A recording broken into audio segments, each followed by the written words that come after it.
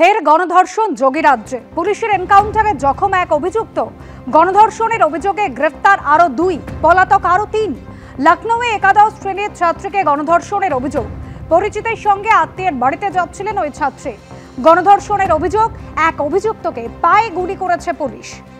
थाना बंथरा पुलिस को यह सूचना मिली कि एक लड़की के साथ कुछ व्यक्तियों द्वारा दुष्कर्म करा गया है। इसमें तत्काल ही पुलिस ने उस पीड़िता के पिता की तहरीर पर नामजद अभियुक्तों के विरुद्ध अभियोग पंजीकृत कर लिया था एवं इनकी गिरफ्तारी हेतु हमने कई टीम्स बना रखी। देर रात हरौनी रेलवे स्टेशन के पास जब पुलिस पिकेट लगा के चेकिंग कर रही थी, तभी वहीं से बाइक सवार 2 अज्ञात व्यक्ति वहां से गुजर रहे थे। जब पुलिस ने उनको रोकने के लिए बोला तो उन्होंने पुलिस पे फायरिंग कर दी। इसमें आत्मरक्षा हेतु पुलिस ने उन पर फायरिंग करी, जिसमें कि एक व्यक्ति घायल हो गया। इसने पूछताछ में अपना नाम ललित कश्यप बताया है, जो कि उपरोक्त मुकदमे का नामजद आरोपी भी है। दूसरा व्यक्ति था वो मौके से फरार हो गया है। इसके कोम्बिंग ऑपरेशन करके जल्दी इसकी भी गिरफ्तारी करी जाएगी। घटना का जो एक नामजद आरोपी था मेराज, उसको भी स्टेशन के पास से गिरफ्तार कर लिया है। अग्रिम वैधानिक कार्रवाई जारी है। খড়গপুরে তৃণমূলের দলীয় কোন্দলে প্রধানের মুখে মাখিয়ে দেওয়া হলো কালি।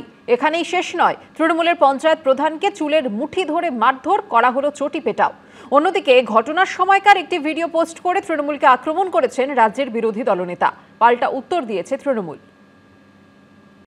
পঞ্চায়েত প্রধানের মুখে কালি, শুধু কালি নয়, তৃণমূল নেত্রীকে খেতে হলো চটির বাড়িও। তবে কোনো বিরোধীদের হাতে নয়, অভিযোগ দলেরই একাংশের হাতে এইভাবে হেনস্থা হতে হয়েছে তৃণমূল পরিচালিত খড়গপুর 2 নম্বর ব্লকের চাঙ্গুয়াল পঞ্চায়েতের প্রধান দীপালি সিংহকে।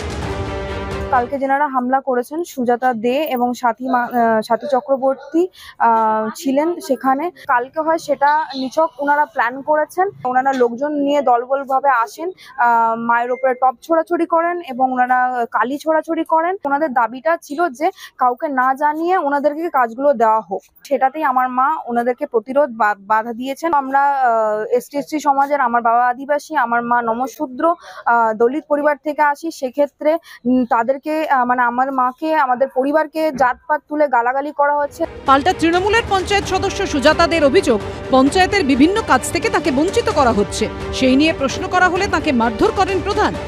কাজ দেওয়া হচ্ছে, শুধু উত্তর আসনতে কাজ দেওয়া হচ্ছে না। নিশ্চয়ই মানে বিজেপির সাথে নিশ্চয়ই উনিও আছে জোট। কথা বলতে বলতে উনি তখন আমার কাছ থেকে ছুটে এসেছে। ছুটে আসার পর আমাকে তখন মারধর করেছে। নিজেদের মধ্যেই ঝামেলাটা তৈরি হয়েছে। প্রধানকে হেনস্থা করার ছবি ধরা পড়েছে সিসি ক্যামেরাতেও। ফুটেজে দেখা যাচ্ছে তৃণমূলের পঞ্চায়েত প্রধানের ঘরে ঢুকে এলেন একদল মহিলা, পায়ের চটি খুলে সপাটে মারলেন একজন। এরপরই প্রধানকে ঘিরে ধরে একের পর এক চটির বাড়ি মারতে শুরু করলেন বাকিরা। তারপর চুলের মুঠি ধরে এলোপাথাড়ি মার।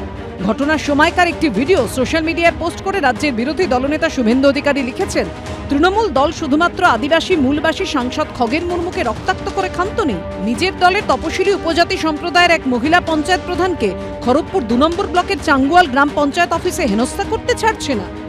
আদিবাসী প্রধান তৃণমূলের মহিলাদের বলবেন যে চাঙ্গুয়াল গ্রাম পঞ্চায়েতের দীপালি সিং, ওখানে খগেন মুর্মুর রক্ত বার করিয়েছে, এখানে আদিবাসী প্রধানকে কালি মাখিয়েছে। কেউ সেফ না।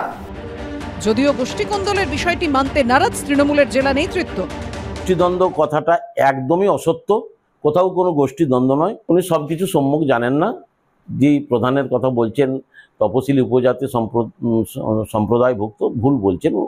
ওই মহিলা তপশিলি উপজাতি সম্প্রদায়ভুক্ত নন। উনি তো রাজনৈতিক স্বার্থে এটাকে ব্যবহার করতে চাচ্ছেন। রাজনৈতিক স্বার্থ সিদ্ধি চরিতার্থ করবার জন্য এই কথাটা বলে থাকতে পারেন। তবে কুমিরের অশ্রু ঝরিয়ে খুব একটা লাভ হবে না। খড়গপুর মহকুমা হাসপাতালে ভর্তি রয়েছেন চাঙ্গুয়াল গ্রাম পঞ্চায়েতের প্রধান, পঞ্চায়েতের তৃণমূল সদস্য সুজাতা দে এবং খড়গপুর 2 নম্বর ব্লকের তৃণমূলের সহসভানেত্রী। বিশ্বজিৎ দাস ও শিবাশিস মৌলিকের রিপোর্ট, এবিপি আনন্দ। এবার ইআরও নিয়োগ নিয়ে মুখ্য সচিবকে চিঠি দিল জাতীয় নির্বাচন কমিশন। গতকালই এ নিয়ে সরব হয়েছিলেন শুভেন্দু অধিকারী। তবে নির্বাচন কমিশন তার অনেক আগেই গত 3রা অক্টোবর ইআরও পদে STOর অধস্তন অফিসারদের নিয়োগ নিয়ে প্রশ্ন তুলে চিঠি পাঠিয়েছে নির্বাচন কমিশন। বছর ঘুরলেই বিধানসভা নির্বাচন, আর সূত্রের খবর আগামী সপ্তাহে পশ্চিমবঙ্গে শুরু হয়ে যাবে ভোটার তালিকার বিশেষ সংশোধন বা এসআইআর। কিন্তু তার আগে নির্বাচন কমিশন এবং বিজেপির সঙ্গে তৃণমূলের সংঘাত চরমে পৌঁছেছে।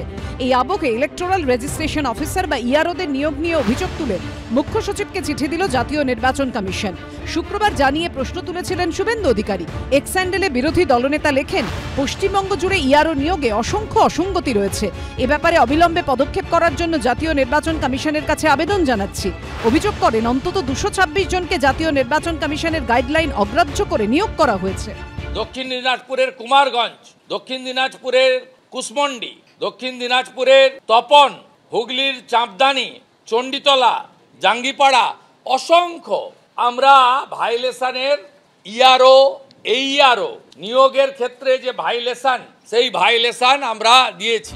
যদিও নির্বাচন কমিশনের দাবি, শুক্রবার বিরোধী দলনেতারা এই অভিযোগ তোলার অনেক আগেই 3রা অক্টোবর কমিশনের তরফে ইআরও নিয়োগ নিয়ে মুখ্য সচিবকে চিঠি দেওয়া হয়েছে। এই হলো সেই চিঠি।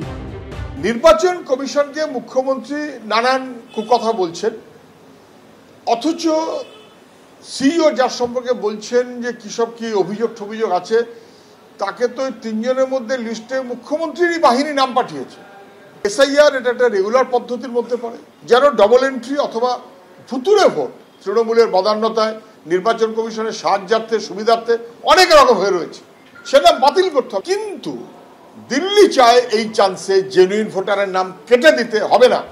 নিয়ম অনুযায়ী সাব ডিভিশনাল অফিসার বা এসডিও, সাব ডিভিশনাল ম্যাজিস্ট্রেট বা এসডিএম এবং রেভিনিউ ডিভিশনাল অফিসার বা আরডিও পদমর্যাদার অফিসারদের ইআরও হিসেবে নিয়োগ করা হয়। কিন্তু নির্বাচন কমিশনের চিঠিতে অভিযোগ করা হয়েছে 74টি বিধানসভা কেন্দ্রের ক্ষেত্রে এসডিও পদমর্যাদার অধস্তন অফিসারদের ইআরও হিসেবে নিয়োগ করা হয়েছে। পাশাপাশি 152টি বিধানসভা কেন্দ্রে ইআরও হিসেবে নিয়োগ করা হয়েছে এসডিওর অধস্তন হিসেবে কাজ করা ডেপুটি ম্যাজিস্ট্রেট, ডেপুটি কালেক্টর পদমর্যাদার অপেক্ষাকৃত তরুণ ডাব্লিউবিসিএস অফিসারদের। এই 226টি বিধানসভা কেন্দ্রে অবিলম্বে নির্বাচন কমিশনের নির্দেশ মতো সংশ্লিষ্ট পদমর্যাদার অফিসারদের নিয়োগ করার নির্দেশ দেওয়া হয়েছে।